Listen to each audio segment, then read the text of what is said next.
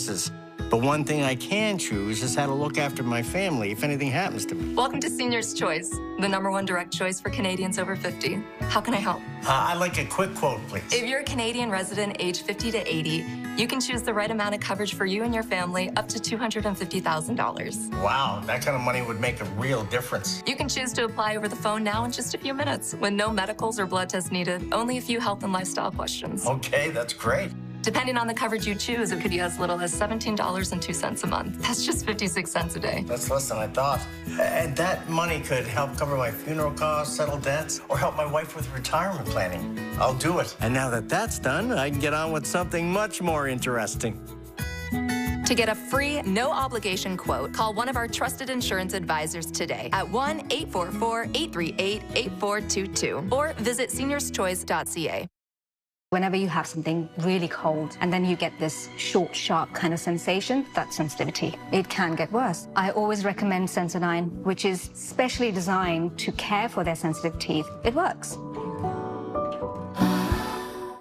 Transform your routine with the class-leading Safe Step walk-in tub, proudly made by a Canadian company. Now for a limited time, when you purchase your brand new tub, you'll receive $1,500 off, plus a free toilet. The ultra-low Easy Step means you don't... There is no answer to football like that. Subscribe now and get a 6-month pass for only $32.99.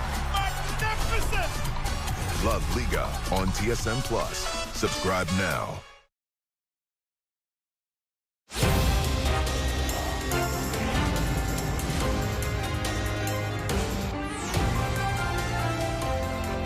This is CTV News Channel. Travelers say they are bracing for uncertainty as Air Canada gets ready to gradually suspend flights ahead of a potential strike by flight attendants on Saturday. The first flights will be canceled tomorrow, with more possible on Friday. CTV's Sean Leathong has more from Toronto's Pearson Airport.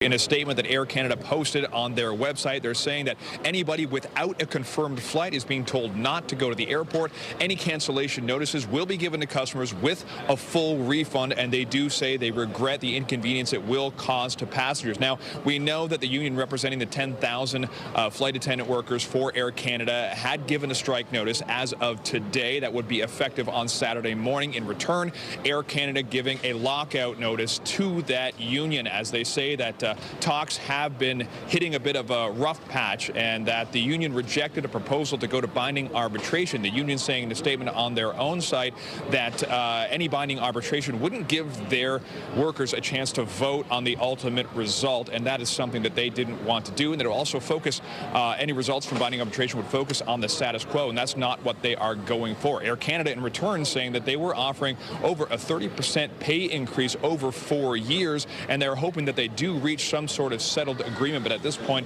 it does seem very sticky. Now, just 2 days ago, many of the flight attendants were here in Toronto staging a silent protest out front of Pearson, as they did in 3 other Canadian cities, that also being in Montreal, Calgary, and Vancouver. Now, today I was speaking to some passengers who were leaving and maybe caught up in some of this work stoppage if it does go forward, and here's what they had to say.